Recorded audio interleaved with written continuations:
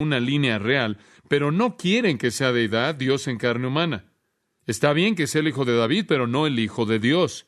Inclusive en la época de Navidad, recuerdo un coro que cantan que dice que Cristo, por el cielo más alto adorado, Cristo el Señor eterno, y más tarde, he aquí, véanlo venir, descendiente de el vientre virginal, velado en carne, vemos a la deidad, reconocer a la deidad encarnada, le agradó morar como hombre con los hombres, Jesús nuestro Emmanuel, canten los ángeles, gloria al nuevo rey nacido. Ahora, esa estrofa de ese coro, conocido navideño en particular, es una estrofa que está diseñada, está compuesta en torno al tema de que Él es Dios. Y aunque el mundo pueda cantar la canción, realmente no están listos a recibir la realidad de esto. Para mostrarles eso, una revista hace unos 10 años atrás tomó una encuesta de alumnos en seminarios protestantes. 56% de los alumnos en seminarios protestantes, estudiando para el ministerio, rechazaban la idea del nacimiento virginal. 56%. El legado de esa encuesta y esos alumnos 10 años atrás es el liberalismo moderno. El Centro de Investigación de Encuestas de la Universidad de California en Berkeley realizó una encuesta de las denominaciones para poder entender cuál era su posición acerca del nacimiento virginal. 69% de los bautistas americanos creían en el nacimiento virginal. 66% de los luteranos creían en el nacimiento virginal. 57% de los presbiterianos unidos. 39% de los episcopales, 34% de los metodistas y 21% de los congregacionistas creían en el nacimiento virginal de Jesucristo. Ahora, la iglesia, en muchas maneras, la iglesia no evangélica, sino la iglesia liberal, ni siquiera está lista para aceptar la deidad de Jesucristo y su nacimiento virginal. Entonces, parece que es más bien obvio que el mundo no está golpeando a la puerta de este gran concepto en realidad. Pero usted no debe sorprenderse. El apóstol Pablo en Romanos capítulo 3 dijo esto: ¿pero qué si algunos no creyeron? ¿Acaso su incredulidad hará que la fe de Dios sea nula? De ninguna manera. Más bien sea Dios veraz y todo hombre ¿qué? Mentiroso. Así dice Pablo en Romanos 3 y 4. Nunca base su teología en la regla de la mayoría. Puede haber gente que niegue el nacimiento virginal, puede haber gente que de manera abierta y desafiante pelea contra la deidad de Jesucristo, pero inclusive de manera más sutil que eso hay personas que ignoran el nacimiento virginal. Leyendo una cita de alguien que ustedes conocen, Robert Schuller, en la iglesia de Garden Grove de la comunidad. Esta es una cita de la puerta de Wittenberg, ahí en enero de 1976. Él dijo, y cito: no podría, en papel de manera impresa o de manera pública, negar el nacimiento virginal de Cristo, pero cuando tengo algo que no puedo comprender, simplemente no lo enfrento. Fin de la cita. Bueno, quizás ese es el error más serio de todos, porque es muy sutil. Simplemente ignorar el nacimiento virginal. No podemos dudarlo, y no podemos negarlo, y no podemos ignorarlo si simplemente abrimos nuestros ojos y vemos Mateo 1, versículos 18 al 25. Está ahí. El doctor Walvoord, el presidente del Seminario Teológico de Dallas, dice, y cito: la encarnación de nuestro Señor Jesucristo es el hecho central del cristianismo, sobre el cual la superestructura entera de la teología cristiana depende. Fin de la cita. La esencia entera del cristianismo depende del hecho de que Jesús es Dios en carne humana. Y eso es algo que se enseña claramente en el nacimiento mismo de Cristo. Es una doctrina esencial. Usted ve, si Jesús tuviera un padre humano, entonces la Biblia no es digna de confianza, porque la Biblia dice que no lo tuvo. Y si Jesús simplemente nació de padres humanos, no hay manera de describir la razón para la cual Él pudo tener una vida sobrenatural. Su nacimiento virginal, su muerte sustitutiva, su resurrección corporal y su segunda venida son un paquete de deidad. Usted no puede aislar ninguno de estos elementos y aceptar solo uno y sacar el resto, o viceversa. No puede aceptar todos excepto uno. O cree todas esas realidades, cree que todas esas realidades son la manifestación de su deidad, o no lo cree. Y entonces tenemos que enfrentar la pregunta que Jesús le hizo a los fariseos de nuevo: ¿de quién es hijo? Ahora, Mateo nos da la respuesta humana a la pregunta ¿de quién es hijo? En la genealogía que estudiamos la semana pasada. En términos humanos, ¿de quién es hijo? El hijo de David. Ahora esta semana vemos la siguiente sección y tenemos la respuesta divina en los versículos 18 al 25 de quién es hijo. El Hijo de Dios. Hijo de David en términos humanos, Hijo de Dios en términos de deidad. Ambos son esenciales para un entendimiento de la encarnación. Jesús es Dios en un cuerpo humano. Humanamente, a través del linaje de David, Él gana el derecho de gobernar el mundo, y desde el punto de vista de deidad, Él gana la esencia misma de la naturaleza de Dios al haber nacido sin un padre humano a través de la agencia del Espíritu de Dios mismo. Y entonces Mateo, al escribir su evangelio de manera clara, enfrenta a sus lectores judíos y a todos los lectores de todas las edades y les da la respuesta. La genealogía de Jesús le dice de quién es el Hijo, David. Y el nacimiento de Jesús le dice de quién es Hijo de Dios. Ahora, si Mateo 1:1 al 17 fuera la única genealogía que se pudiera presentar, entonces Cristo habría tenido el derecho legal de ser rey, pero Él nunca habría podido redimir a los hombres, Él nunca habría podido conquistar la muerte, Él nunca habría podido conquistar el pecado, Él nunca habría podido conquistar a Satanás y el infierno. Porque para eso Él tenía que ser Dios. Y entonces Jesús fue el Dios hombre. 100% deidad, 100% humanidad. Ese es el mensaje del capítulo 1 de Mateo. Y entonces Él parte su capítulo en dos partes que tratan con lo humano y después lo divino. Ahora permítame añadir un comentario al margen que es importante que lo piense. Mateo puede estar escribiendo de una manera apologética. Y con esto no quiero decir que se estaba disculpando por lo que estaba diciendo. La apologética viene de una palabra griega, apología, que significa un discurso en defensa de. Y puede ser que Mateo, de hecho, esté escribiendo aquí no solo para presentar los hechos, sino que realmente está escribiendo para contraatacar algo que estaba pasando. Realmente está escribiendo para contraatacar o responder a cierta calumnia. Por ejemplo, sabemos que en la época de Jesucristo hubieron algunos que lo acusaron de ser un hijo ilegítimo, un hijo que nació fuera del matrimonio, el hijo de un soldado romano que cohabitó con María y que María era una adúltera y entonces Jesús era un hijo ilegítimo. Ese tipo de calumnias existían en ese entonces. Y puede ser que Mateo no solo estaba registrando los hechos del nacimiento de Cristo, sino que él de hecho estaba refutando una calumnia que existía acerca de su querido Señor. Y este texto simplemente corrige esa calumnia. El nacimiento virginal es lo suficientemente esencial como para que el credo de los apóstoles hable de Jesús como concebido por el Espíritu Santo, nacido de la Virgen María. Siempre ha sido ese un hecho cardinal del cristianismo y siempre ha sido uno que es atacado por la falsa doctrina.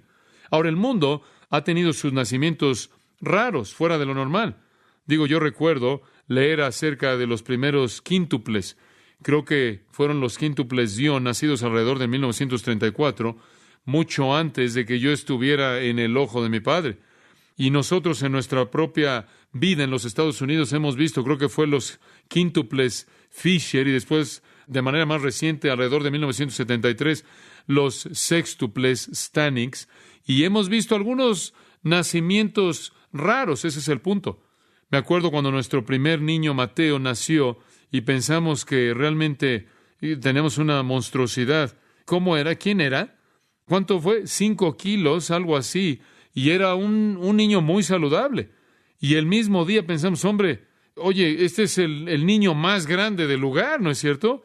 Sal de ahí y cómprale un balón de fútbol americano. Y leí el periódico el mismo día que hubo un bebé que pesaba 8 kilos y algo, unos gramos más. Ahora ese es un bebé grande, ese es un bebé. Han habido algunos nacimientos fuera de lo normal, excepcional, estamos conscientes de eso, pero nunca ha habido un nacimiento en la historia de la humanidad que sea tan espectacular, tan singular como el nacimiento de Jesucristo. Y cualquier rechazo del origen sobrenatural de Cristo deja su vida sobrenatural y su muerte sobrenatural y su resurrección sobrenatural como algo inexplicable. Tiene que tenerlo todo para que tenga sentido. Y si Jesús no nació de manera virginal, entonces la declaración de que Él puede salvar es cuestionable. Entonces Mateo comienza afirmando el nacimiento virginal. Ahora veamos 5 características, 5 elementos distintivos que aparecen en la narrativa. Y me gusta tomar una narrativa como esta, y aunque no está dividida en términos de pensamiento lógico, simplemente es narrativa, pero si la dividimos, en cierta manera podemos ver el énfasis, y ese es el propósito al hacer esto, y probablemente hay un bosquejo ahí en el boletín si tiene uno que puede seguir. Pero vemos aquí 5 cosas: el nacimiento virginal concebido, confrontado, aclarado, conectado y consumado. Esas no son palabras profundas, simplemente son ganchos en los cuales pueden colgar sus pensamientos. En primer lugar, el nacimiento virginal concebido, después confrontado, después aclarado, después conectado y después consumado. Ahora, por cierto, esto es muy interesante. Cómo ciertos teólogos liberales tratan con este problema aquí. Dicen, bueno, sí, estamos de acuerdo, claro, de que este es el relato de un nacimiento virginal, pero después de todo, Mateo fue escrito por un hombre bien intencionado que no fue inspirado por Dios. Y nos dicen que en el tiempo en el que Mateo fue escrito, no saben cuál fue el tiempo, como les dije la última vez. Hay una posibilidad de 30 años, pero alrededor de ese entonces, del 40 al 70, después de Cristo, alrededor de ese entonces, dicen que hubieron muchos mitos de nacimientos virginales que flotaban ahí en la época. Y resulta que fue un pensamiento popular, y entonces cuando Mateo quiso hablar de su asunto de Jesús, él simplemente tomó uno del aire y lo incorporó aquí, porque habían tantos mitos de nacimientos virginales que flotaban en la época. ¿Pero quieres saber algo? Siempre han habido muchos mitos de nacimientos virginales flotando. ¿Quién los inventó? Satanás. ¿Por qué? ¿Él es el maestro de qué? Del engaño, el engañador. Entonces, siempre han habido estas cosas. Permíteme darle una ilustración de una. Por cierto, escritores que se remontan hasta Orígenes, quien escribió a principios de la era cristiana, escritores desde ese entonces hasta el presente, nos han mostrado claramente la identidad perversa de esos cuentos. Son muy, muy cuestionables. Digo, simplemente no hay comparación. Le voy a dar una ilustración. Había una leyenda de Alejandro el Grande. Usted recuerda a Alejandro el Grande, el hijo de Felipe de Macedonia. Alejandro el Grande o Alejandro Magno conquistó el mundo, tomando el mundo de los medopersas, y él arrasó desde el este con un gran ejército y conquistó el mundo para Grecia. Bueno, Alejandro el Grande, se decía que Alejandro el Grande nació de manera virginal. Y esta es la historia. Una serpiente una vez fue vista compartiendo la cama de Olimpas. Ahora Olimpas fue la esposa de Felipe de Macedonia. Entonces ella cohabitó con una serpiente. Y claro, todos sabemos, y sabemos algo de la leyenda griega, quién era esa serpiente. Era uno de los dioses griegos, quien más que cualquier otro era un perverso sexual. Cuando hay algo sexual raro, siempre puede saber que fue Zeus y él tuvo un problema. Entonces, frecuentemente en la cultura griega encuentra al dios Zeus adoptando la forma de un animal para tener alguna especie de cohabitación extraña. Y eso es lo que dicen que sucedió en el caso de Alejandro Magno, Alejandro el Grande. Este era Zeus en forma de una serpiente, se metió en la cama con Olimpia e hizo que Olimpia quedara embarazada, y Zeus también apareció frecuentemente como un ave, y a veces inclusive aparecía como espuma en el mar, haciendo que los barcos fueran derribados, cosas extrañas. Pero bueno, lo que la leyenda dice es que cuando Felipe de Macedonia se dio cuenta de que su esposa había hecho esto, su propio deseo sexual fue adormecido, y de ahí el producto de la unión tuvo que haber nacido de la serpiente, y no fue ningún otro que Alejandro, y entonces Alejandro el Grande fue el hijo de Zeus. Esta es la historia virginal de Alejandro el Grande. Realmente una historia vil, sucia, inconcebible, absurda, que no se puede comparar con la de la palabra de Dios. Ahora, decir que Mateo simplemente resultó que encontró una de estas ideas en el aire y la metió aquí, la metió acerca de la vida de Jesús, es hacer dos cosas. Número uno, es acusar a Mateo de ser un mentiroso abierto. Y número dos, es decir que la palabra de Dios es de hecho no la palabra de Dios, sino la palabra de los hombres. Esta es historia, amados, no fantasía, esto es historia. Ahora, realmente no había mucho de qué hablar acerca de que el Mesías fue nacido de una virgen. Digo, realmente no veían eso, aunque en cierta manera se encontraba velado en el Antiguo Testamento, y aunque estaba Isaías 7:14 y habían otros pasajes que quizás en cierta manera se inclinaban en esa dirección, pero realmente no veían eso. Pero había evidencia, y quiero que observen esto, quiero que esto lo mantengan en mente. Había evidencia del Antiguo Testamento de que el Mesías sería Dios. Ahora estuvo velado. No estaba presentado de manera abierta, pero por lo menos hay indicaciones en el Antiguo Testamento de que el Mesías sería deidad.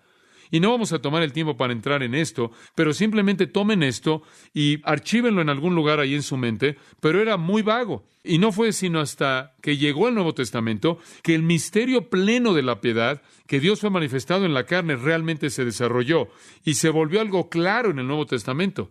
Entonces fue natural que si es claro en el Nuevo Testamento que Jesús es Dios en carne humana, entonces, ¿cuál sería el punto número 1 de ataque de todo sistema falso? La deidad de Jesucristo. Invariablemente todos lo hacen. Ahora, los hechos son claros en la narrativa. Están aquí para apoyar el hecho de que desde el principio mismo Jesús fue el Hijo de Dios, Dios en carne humana. No importa lo que los judíos creyeron o no creyeron, no importa lo que las leyendas decían, no importa lo que los críticos dijeron, no importa lo que la calumnia decía, Mateo registra los hechos. Ahora veamos cómo este acontecimiento increíble ocurrió. En primer lugar, punto número 1, el nacimiento virginal concebido. Versículo 18, el nacimiento virginal concebido. Este milagro es tan increíble que espero que no lo hayan oído con tanta frecuencia, que sus sentidos están adormecidos ante la identidad sobrenatural, espectacular de esto. Versículo 18. El nacimiento de Jesucristo fue así. Estando desposada María, su madre con José, antes que se juntasen, se halló que había concebido del Espíritu Santo. Ahora vamos a detenernos ahí. Ahora aquí usted tiene el nacimiento virginal concebido. Aquí el Espíritu de Dios, a través del escritor Mateo, nos dice que María concibió del Espíritu Santo. Ahora, permítame mostrarle algo acerca del versículo que creo que es fascinante. ¿Ve ahí usted la palabra nacimiento? La palabra nacimiento al principio. Esta es la misma palabra griega como la palabra en el versículo 1 del capítulo 1, en donde dice el libro de la genealogía. Es la misma palabra que se traduce genealogía. En otras palabras, él simplemente le está dando la genealogía de Jesús del lado divino.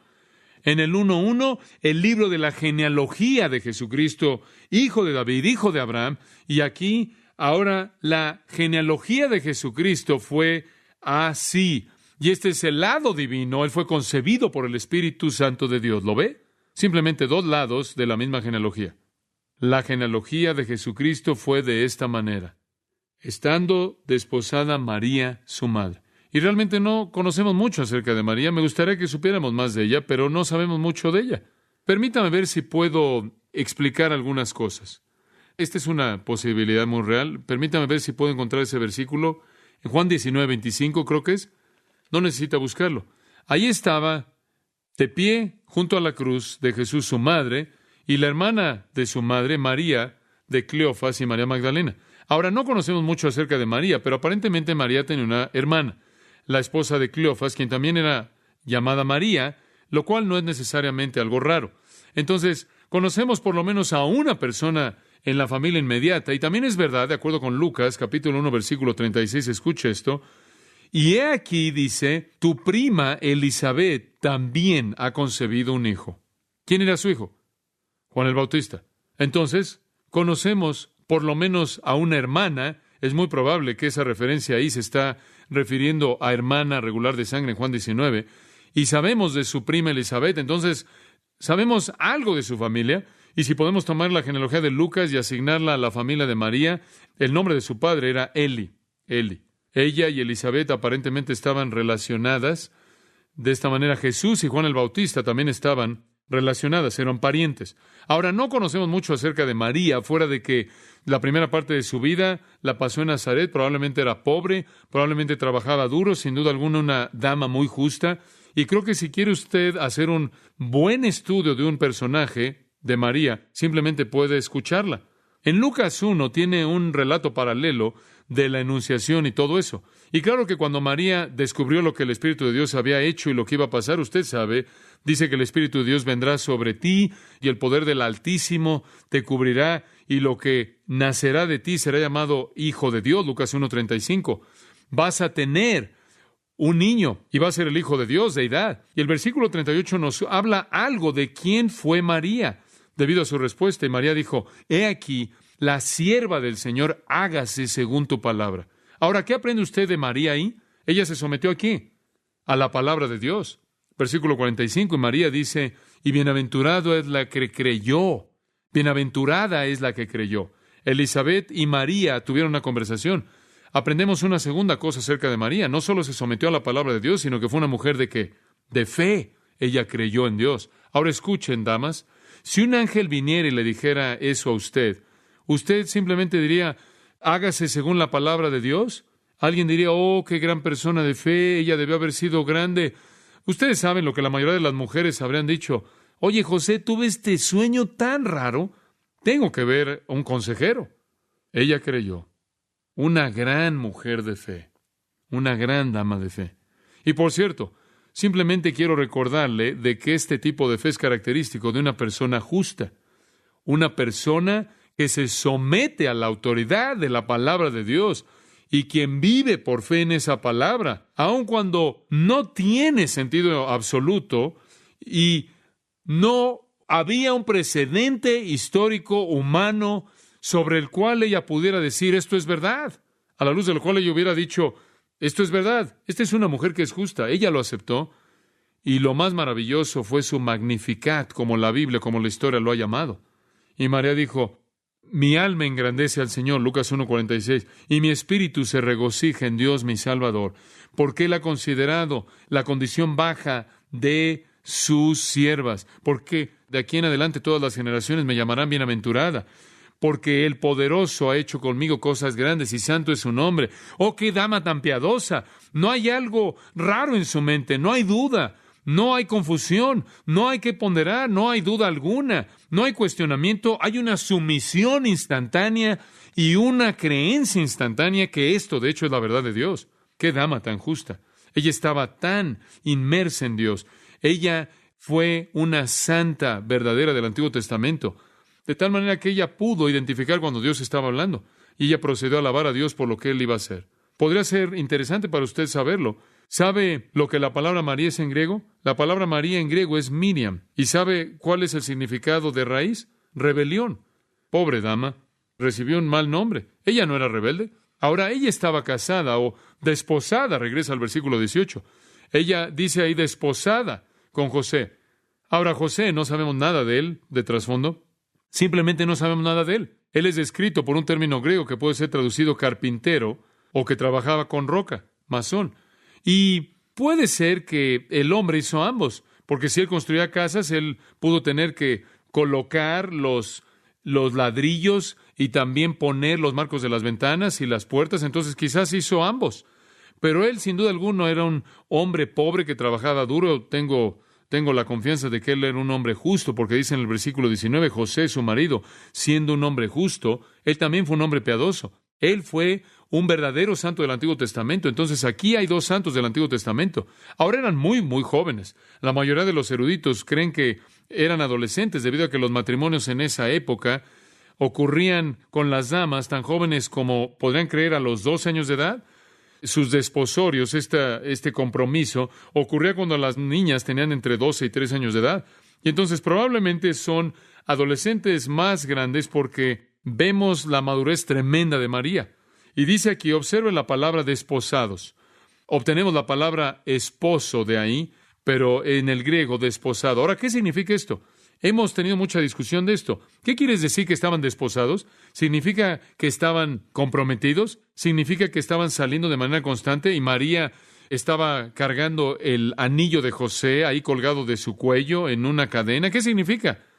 ¿Qué quiere decir? María y José estaban desposados. Bueno, les voy a dar algo de trasfondo. El Antiguo Testamento y los rabinos, como también en los escritos rabínicos, distinguen dos épocas, dos etapas en el matrimonio hebreo. Dos. Uno es llamado el Kiddushin, la otra es el Jupa o el Jupa, el Kiddushin y el Jupa. Ahora, el Kiddushin era el desposorio y era, Deuteronomio capítulo 20, versículo 7, le cuenta de esto, si quiere usted escribir eso, Deuteronomio 27, lo que era que habían dos familias que escribían un contrato, o dos individuos podían hacerlo, establecían un contrato que prometían matrimonio. Muy bien. Ahora observe esto, era un contrato obligatorio, y si en algún momento durante el contrato del periodo de desposorio, de ese periodo de ser desposados, usted violaba ese voto de matrimonio, usted tenía que divorciarse en un sentido oficial. Usted legalmente era constituido como alguien que estaba casado, aunque todavía no había una relación física en absoluto. Normalmente era un periodo de 12 meses y era un periodo de protección ya que el que iba a ser marido y la que iba a ser la esposa era un periodo en el cual ellos probaban su fidelidad, de tal manera que si la niña terminaba embarazada, se volvía algo manifiesto en ese periodo. Si alguien iba a ser infiel o si iban a haber problemas, era un periodo de tiempo en el cual se podían resolver. Y por cierto, durante ese periodo no había mucho contacto social en absoluto. Todavía mantenían cierta distancia, simplemente era una promesa que se hacía, un contrato que se hacía. Ahora, al final del periodo, podía durar hasta 12 meses, algunas veces 6 meses, el jupa se llevaba a cabo. Y era la boda, y las bodas duraban aproximadamente 7 días. ¿Piensan que se les hace difícil ahora, padres, cuando casan a sus hijas? ¿Les gustará tener invitados por 7 días? Tienes que alimentarlos, darles de tomar. Las bodas de Caná, ¿recuerdan lo que pasó? Se les acabó el vino, ¿verdad? Una de las razones por las que cuando usted daba a su hija en matrimonio quería algo de pago por ella, era claro para cuidar algunas de sus propias necesidades, y por eso estaba lo que se llamaba el mojar. Ese era el precio. Y el precio de la niña variaba, dependiendo de la niña. Usted sabe, podría ser desde quizás un par de docenas de ovejas, me imagino hasta un pollo, una gallina coja. Pero bueno, eso simplemente era para algunas niñas. Podrías decir, bueno, podrías tenerlas por nada y también te incluyo ahí un par de ovejas para que te la lleves. Pero básicamente, eso era lo que se llamaba el mojar. Y este era el precio que se pagaba. Y era pagado en el punto del desposamiento. Normalmente, de acuerdo con Génesis, eran bienes o servicios. Y tenía varios propósitos. Número 1 era para compensar al padre, porque el padre tenía que gastar mucho dinero para casar a su hija. También era una especie de seguro de vida para la esposa. Y normalmente el padre judío lo tenía ahí en garantía, y si el marido moría, entonces se lo regresaba, se lo devolvía a la hija. Y también era una especie de seguridad de divorcio, seguro de divorcio, porque el marido, claro, podía aventar la toalla. Usted sabe, normalmente era un precio bastante grande y él no tenía esperanza alguna de volverlo a recuperar, a menos de que se quedara casado con la niña y lo recibiera a través de la herencia después de la muerte del padre. Entonces, tendía a mantener unido el matrimonio. Además, no podías andar por todos lados y casarte con muchas personas. De lo contrario, terminarías en la calle al entregar todo. Entonces, el periodo que se llamaba de desposamiento era un periodo previo al jupa o a la boda misma, cuando el matrimonio era consumado físicamente y demás. Entonces, el periodo en el que estaban desposados era un periodo de prueba para asegurar la virginidad de las novias y la fidelidad del marido y la esposa y demás. Pero usaban el término marido y mujer porque era tan bueno y tan válido, no solo consumado, pero lo notarán porque ahí dice en el versículo 25, él no la conoció hasta que dio a luz a su hijo primogénito. En otras palabras, fue en este periodo en el que estaban desposados que María quedó embarazada por el Espíritu Santo. Entonces, de esta manera, no había de manera absoluta duda alguna de que José era el padre, y José fue un hombre piadoso, un hombre justo, que no habría violado el estándar de Dios. Usted sabe que a Dios le preocupa mucho la pureza, y la virginidad es de alta estima para Dios, es algo sagrado, no algo con lo que debe jugarse. Y recuerdo lo hermoso y sagrado que es la virginidad cuando veo en el caso de María lo honorable, lo honrada que ella fue debido a esto. Y entonces ella se halló que tenía hijo. Dice ahí, se halló que había concebido del Espíritu Santo. Ahora María lo sabía, María sabía esto. Ahora no tenemos el relato de Lucas en este texto. Entonces veamos Lucas 1 y veamos cómo es que María se enteró de esto. Lucas capítulo 1 versículo 26. En el 6º mes, el ángel Gabriel, claro, estos son 6 meses después de que Elisabet concibió.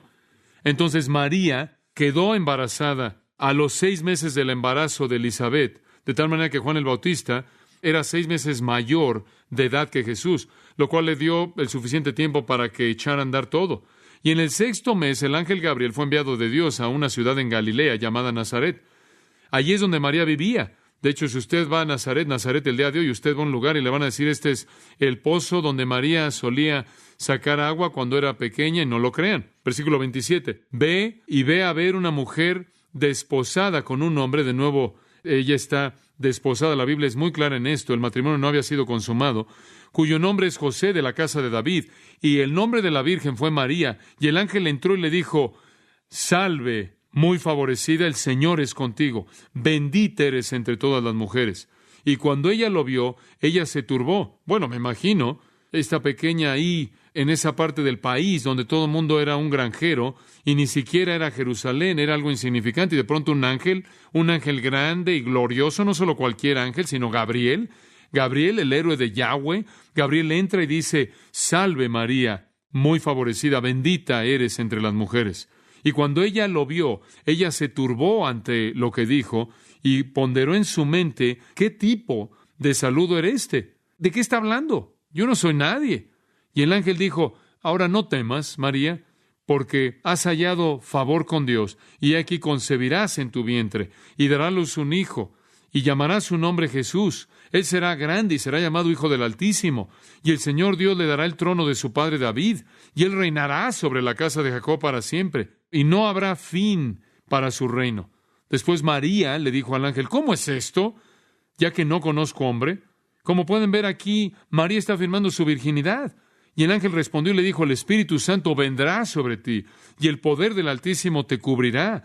Por tanto, el santo ser que nacerá, noten que no solo es llamado el Hijo de David, sino que también será que Hijo de Dios.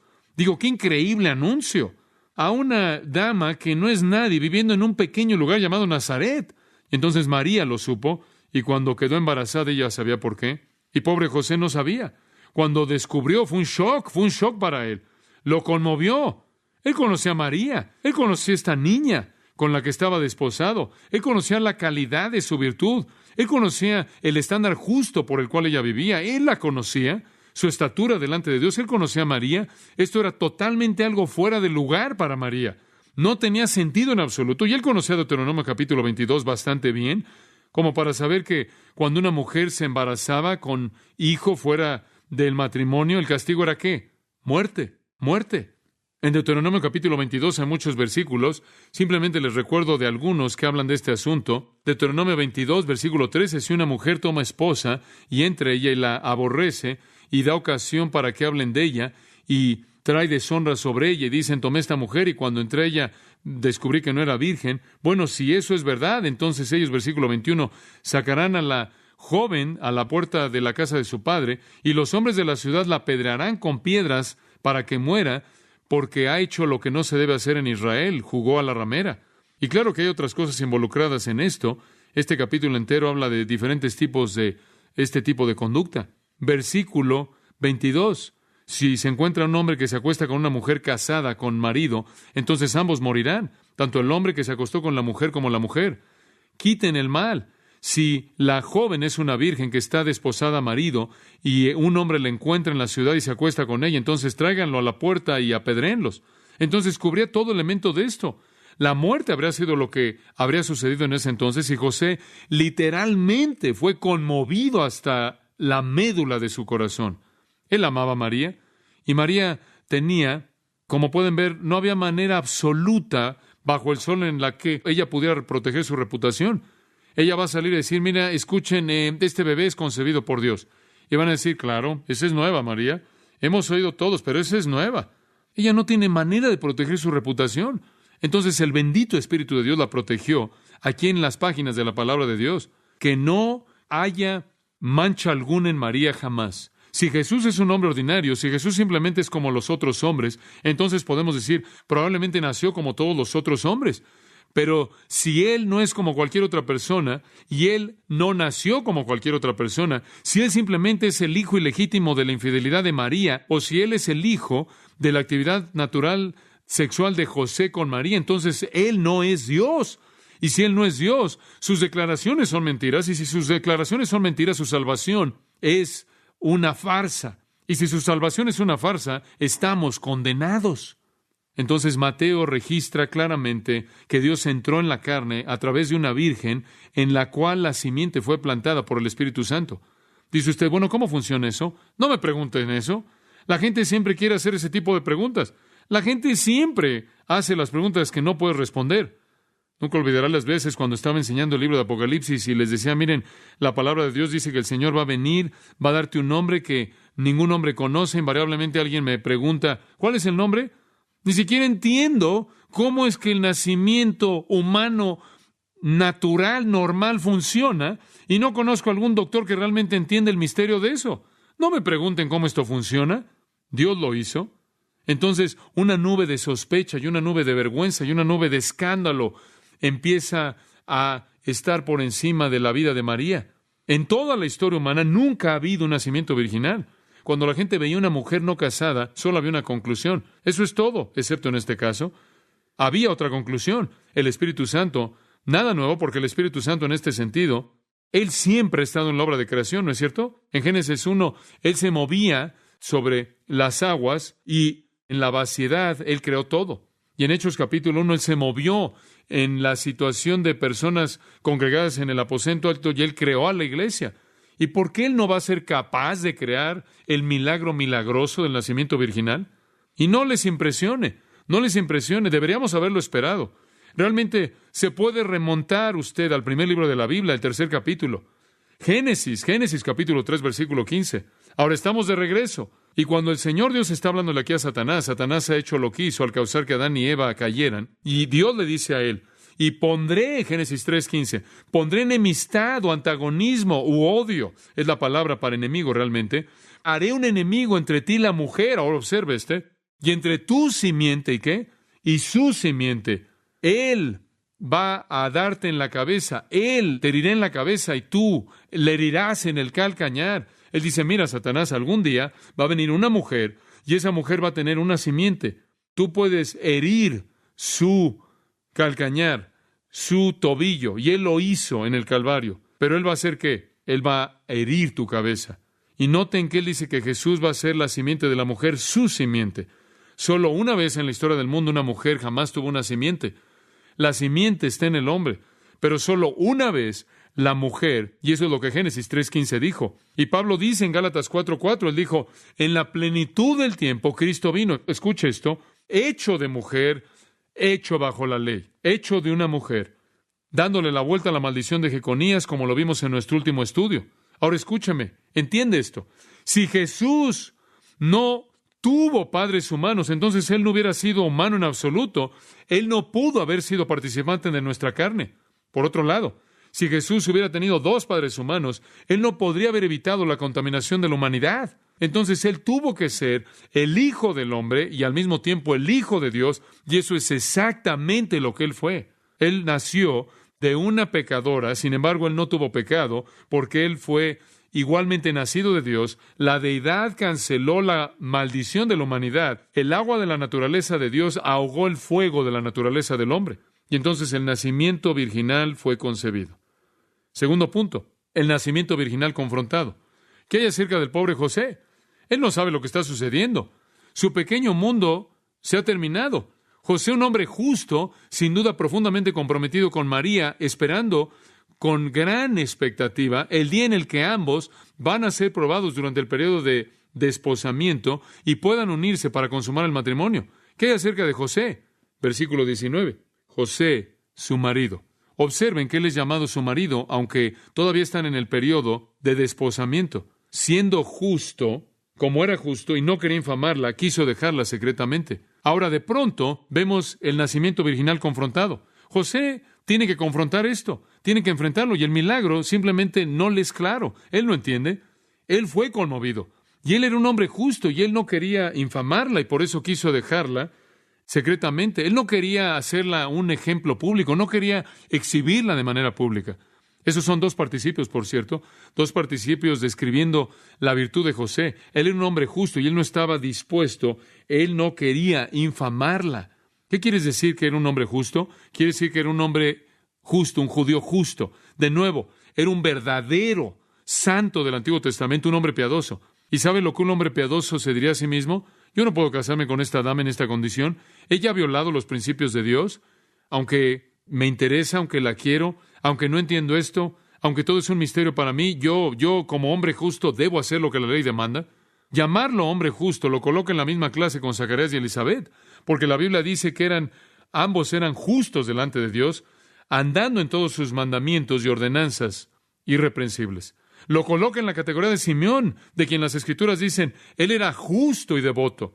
Él realmente era un judío que temía a Dios, y él sabía que tenía que ser obediente a las leyes de Dios, y las leyes de Dios decían, cuando alguien hace eso hay consecuencias, y José fue un verdadero santo. Entonces, su primer impulso vino de su justicia, pero su segundo impulso vino de su preocupación, y dice que él no estaba dispuesto a exhibirla. Ahora, él tenía esa opción, dos cursos, dos opciones. Tenía dos opciones José en esta época. Si él hubiera estado viviendo en la época en la que Deuteronomio fue escrito, ellos habían demandado una cosa, pero la libertad de los judíos, la perspectiva judía de la teocracia, digamos que se aligeró, vivían de una manera en la que trataban con ligereza y no guardaban la ley de Dios en este punto de una manera tan estricta, y por lo tanto habrían sustituido las leyes más estrictas que Dios había ordenado, y esa es la razón por la que su país se metió en tantos problemas, porque habían violado las leyes de Dios, las cuales eran para prevenir diferentes problemas que enfrentaron. Y aquí en este día en el que tomaban de manera ligera la ley de Dios, tenía José dos opciones. Una era hacerla un ejemplo público, y así es como ellos lo hacían. Ellos la acusaban abiertamente en una corte pública de haber cometido adulterio, y ella habría sido avergonzada, ella habría sido juzgada, ella habría sido condenada en frente de todo mundo, arruinada en términos de reputación. La otra posibilidad era que ellos proveían una manera más callada. Las dos partes se podían unir ante 2 o 3 testigos y escribir una carta de divorcio privada, así como se indica en Deuteronomio 24, y escribían esta carta de divorcio en privado, y no había un procedimiento judicial, no había conocimiento público, no había fanfarria, nadie necesitaba saber. Se declaraba en ese entonces que no necesitaba escribir la causa del divorcio en la declaración, y de esa manera podían disolver esto sin que nadie realmente supiera lo que había sucedido. Era hecho en secreto. Ahora, esto no necesariamente era el patrón de Dios, pero esto se permitía en términos de la ligereza con la que aplicaban la ley en el día en la que José vivía. Entonces él tenía esas dos opciones. Por cierto, la palabra ahí que dice quiso dejarla secretamente, dejarles apolúo, es la palabra del Nuevo Testamento para divorcio. Él tenía que divorciarse, debido a que el estar desposado con ella constituía o se veía como matrimonio. Y él dijo, bueno, me la voy a dejar secretamente. Él simplemente no podía hacer que María fuera avergonzada públicamente. Él simplemente no podía burlarse de ella públicamente, avergonzarla públicamente. Entonces ella quería dejarla en privado. Pero él luchó con esto. No le fue fácil. Simplemente no podía llegar al acto mismo. Entonces dice en el versículo 20, y pensando él en esto, detengámonos ahí, sin duda que él fue a su cama, en su propia casa ahí en Nazaret, aún están en Nazaret aquí, y él está meditando, y él está pensando en lo que va a hacer, y mientras él está pensando, se queda dormido. Y entonces encontramos el nacimiento virginal aclarado. El nacimiento virginal aclarado, observen ahí en el versículo 20. Observen lo que sucedió, se queda dormido, él es confrontado, él está confuso, él se queda dormido, y he aquí, un ángel del Señor le apareció en sueños. Ahora, quiero que entienda algo. Este no es un sueño como que usted tiene un sueño. Este no es un sueño en el que lo que usted ve no es real. Es imaginario. De alguna manera, en algún sentido, una especie de sueño de revelación. El sueño termina siendo algo real. Este es un ángel real y realmente vio al ángel. Y por cierto, esto no es raro para Mateo. Por lo menos hay 6. De hecho, hay solo 6 veces más en donde encontramos este tipo de comunicación. Allí en Mateo capítulo 2 tiene varios. Mateo, sí, en Mateo 1 aquí, Mateo 2, Mateo 27 y los otros en Hechos 2:17, donde es profético. Entonces, esta no es una situación totalmente aislada. Dios algunas veces usa un ángel en un sueño. Y José no estaba soñando en el sentido que usted cree. Él se quedó dormido, comenzó a soñar, y este sueño se volvió una realidad. Y el ángel le dijo, José, hijo de David.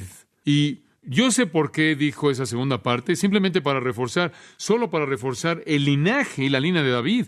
Hombre, eso debió haber sido algo importante para oír. Hijo de David, él le dice, no temas recibir a María, tu mujer, porque lo que en ella es engendrado del Espíritu Santo es. No tienes que temer, José. Lo que es concebido en ella es del Espíritu Santo. Esta es la gran realidad del nacimiento virginal. No hubo un padre humano. Este es el nacimiento de Dios en carne humana. Él es tanto hombre como Dios. Y esa es la razón por la que, por ejemplo, en el Antiguo Testamento Él es llamado Semae, lo cual significa la raíz o la rama, el vástago. Y notarán que Él es llamado la rama de David en un pasaje y en otro la rama de Jehová. Él es la simiente de David y Él es la simiente de Dios. Y esto lo puede ver en Isaías 9:6. Él es llamado maravilloso consejero, Dios que fuerte, Dios eterno o Padre eterno. Y entonces José debía saber que él no tenía que temer al tomar a María, porque lo que en ella era concebido era del Espíritu Santo. Y en el versículo 21 él recibe más instrucciones. Y dará a luz un hijo y llamará su nombre Jesús. En hebreo Yeshua, Yehoshua, lo cual significa Jehová salvará. Y su nombre será Jesús, porque Él salvará a su pueblo de sus pecados. Ahora quiero que note algo en el versículo 21. Ella dará a luz un hijo. Notarán que Él no dice, José, tú tendrás un hijo. Ella dará a luz ese hijo y su nombre será llamado Jesús, porque Él salvará a su pueblo de sus pecados. Y observe cómo la Biblia es tan cuidadosa al nunca nombrar a José como el padre de Jesús. No sé si usted sabe eso. Por ejemplo, en Mateo 2:13 dice, levántate, toma al niño y a su madre y huye a Egipto. Siempre la madre. ¿Por qué no dijo, toma a tu hijo y a tu esposa? ¿Por qué el hijo y su madre? Siempre José es quitado de ser el padre real. En el 2:20 de Mateo, levántate y toma al niño y a su madre y vete a la tierra de Israel. Siempre es el niño y su madre, nunca José como el padre. Nacido virginalmente y su nombre Yeshua, Yehoshua, Jesús, porque Él salvará a su pueblo de sus pecados. Amados, esa es la razón por la que Él vino, ¿no es cierto? Y esa es la razón por la que en el libro de Hechos, capítulo 4, versículo 12, dice, y en ningún otro hay salvación, porque no hay otro nombre bajo el cielo dado a los hombres en que podamos ser salvos, solo el nombre de Jesús, el único Dios hombre. Él es el único Dios que salva. Así como dice el Salmo 20, hay algunas personas que confían en caballos, y algunos confían en carros, y algunos confían en fortaleza física, y algunos confían en su conocimiento, en su intuición, en su reputación, en su prestigio, en su posición, en sus máquinas, amigos, lo que sea, educación, pero solo Jesús puede salvar. Él dice, salvará a su pueblo de sus pecados. Solo Él es lo suficientemente fuerte como para salvar. Entonces, el nacimiento virginal concebido, confrontado, aclarado. En cuarto lugar, y nos vamos a apurar para terminar, el nacimiento virginal conectado. El nacimiento virginal conectado. Simplemente para que no parezca como si algún pensamiento ahí dejado al final, algo, como dicen los críticos, que se le ocurrió a Mateo y lo sacó del aire, algún mito que estaba flotando por ahí, se le apegó a Jesús, lo incluyó Mateo aquí. Mateo entra aquí con un comentario en los versículos 22 y 23. Y la narración se rompe aquí. El ángel ya no está hablando. Mateo habla, y esto es lo que dice. Y él hace esto a lo largo de Mateo. De hecho, 50 veces en el Evangelio de Mateo él cita el Antiguo Testamento. 76 veces adicionales él hace referencia a él. Y esta es una fórmula que él usa. Todo esto aconteció para que se cumpliese lo dicho por el Señor por medio del profeta. Cuando dijo, y él cita Isaías 7:14. He aquí una virgen concebirá y dará a luz un hijo, y llamará su nombre Emmanuel, que traducido es Dios con nosotros. Ahí está el nacimiento virginal conectado con el Antiguo Testamento. Este no es un pensamiento que le vino después a Mateo. Este no es el invento de una leyenda que salió del aire. Esta es la promesa de Dios cumplida. Algo tremendo. Ellos deberían haber sabido. Ahora, todo esto sucedió para que se cumpliera, para que fuera hecho completo, para que se cumpliera exactamente como Isaías dijo. Ahora, podríamos haber tenido aquí algo grande sacado de lo que Isaías dijo. ¿Y por qué usa esa palabra alma en lugar de la palabra betulá?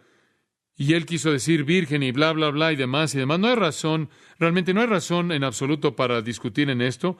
Es suficiente decir que la palabra alma en Isaías 7:14 es mejor traducida virgen, y la gente, los críticos, los que calumnian, pueden venir y tratar de borrar eso, pero no pueden borrar el comentario de Mateo, quien usó la palabra partenos, que significaba virgen. Mateo sabía lo que significaba, aun cuando ellos no lo sabían. Y es algo difícil darle la vuelta o evadir el nacimiento virginal cuando dice una y otra vez que la dama María no tuvo relaciones con un hombre. ¿Por qué quieren discutir acerca de Alma en Isaías 7:14? ¿Por qué no oyen el comentario de Dios acerca de eso? El contexto de la profecía de Isaías es muy simple. El rey Acaz está aterrado porque el reino de Judá puede ser destruido en manos de Siria e Israel. Acá se está sentado ahí en el reino del sur y él está preocupado por el norte. Y aquí está Israel, por acá está Siria. Y él teme que van a venir y que van a borrar la línea real. Y entonces realmente teme que van a perder la línea real. Entonces Dios viene y dice, permíteme darte una promesa. Nada va a pasar a la línea real. Nada va a quitar la línea real. Aquí está la señal. Una virgen concebirá y dará a luz un hijo, ese hijo será Emmanuel, Dios con nosotros. Él le dijo, puedes ver hacia adelante en los corredores de la historia y va a haber un hijo que va a nacer de una virgen y él va a garantizar que es la línea de David y nunca será quebrantada la línea de David. Y Jesús vino al mundo como el cumplimiento de esa profecía dada por Isaías acá, para mostrar que Dios guardaría su promesa y el trono de David nunca sería quebrantado para siempre por los siglos de los siglos. Y entonces el nacimiento virginal es aclarado. Por cierto, llamará su nombre Manuel, que traducido es ¿qué? Dios con nosotros. Él, las últimas 2 letras de esa palabra, son su nombre para Dios. Él, el Shaddai, el Elyon, el Mekodishem, todos esos son nombres de Dios. Emmanuel quiere decir con nosotros, Dios con nosotros. Ahora dice usted, pero nunca lo llamaron Emmanuel. No, ese no es su título en términos de su nombre. Esa es una descripción de quién es Él. Y muchas veces el título no es necesariamente el nombre. Él fue llamado muchas cosas también. Él es llamado Emmanuel. Entonces, el nacimiento virginal es aclarado y después es conectado a la historia pasada. En quinto lugar, el nacimiento virginal consumado. Versículo 24. Y despertando José del sueño, hizo como el ángel del Señor le había mandado y recibió a su mujer. ¿No cree que eso fue maravilloso? ¿No cree que fue la mejor siesta que José tomó? Cuando él se levantó, todo era claro. Oh, esta no es solo María, no solo me estoy casando con María. También se incluye aquí al Hijo de Dios en esto. Pero él debe haber sido un buen hombre. ¿Pueden imaginarse al Dios Todopoderoso del universo depositando a su único hijo en el hogar de un hombre que no hubiera sido un buen padre? ¿Pueden imaginarse eso? No puedo imaginar eso. Me siento mal que no se dice más de José.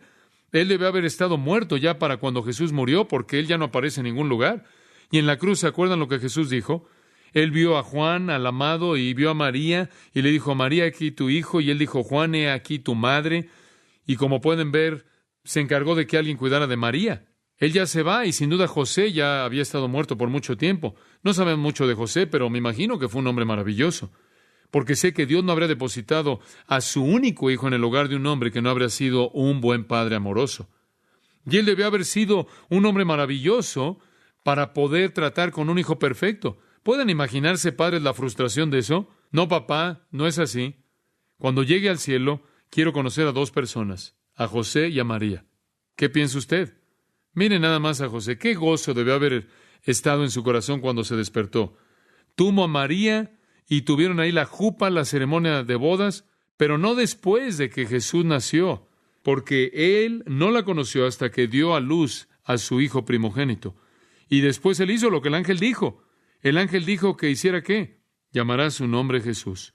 El nacimiento virginal consumado. Ellos tuvieron la boda, pero nunca tocó a María físicamente, sino hasta después de que el bebé nació. Hay un comentario interesante. La gente siempre dice, bueno, ¿crees que tuvieron otros hijos? Oh, sé que tuvieron otros hijos. La Biblia nos da los nombres de otros hijos. Y Juan 7 habla de los hermanos de Jesús. Pero hay un pequeño comentario interesante en el versículo 25.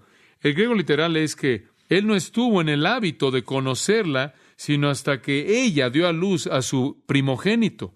La implicación es que una vez que ella dio a luz a su hijo primogénito, él estuvo en el hábito de conocerla. Esa es la expresión del griego. Ellos tuvieron una relación humana normal, físicamente, la cual produjo muchos otros hijos.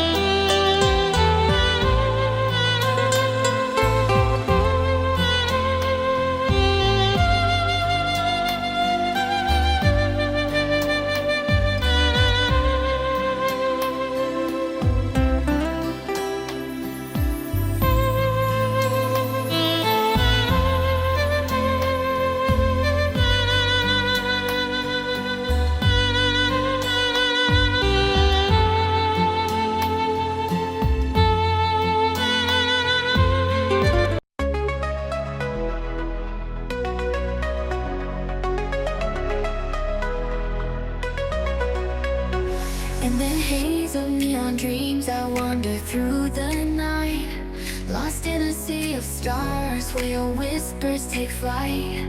Electrified emotions, they dance around my heart, in this digital garden where we never have to part. Shadows blend with colors as the beat sets me free. Every note a memory, every rhythm you and me. Echoes of you in synth waves, feel you near in a pulsing haze. It's such a world where we collide. You lost the rhythm in my mind, in my mind. Under the glow of city lights, our shadows intertwine in this kaleidoscope of love where the past and future align. With every step I take, I feel your presence strong, and this digital symphony where our hearts belong. Shadows blend with colors as the beat sets me free. Every note a memory, every rhythm you and me. Echoes of you in synth waves, feel you near in a pulsing haze. It's such a world where we collide. You lost the rhythm in my mind, in my mind. And in silence between the beats I find your voice.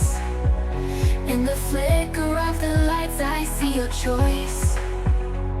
Together in this dream we'll never fade.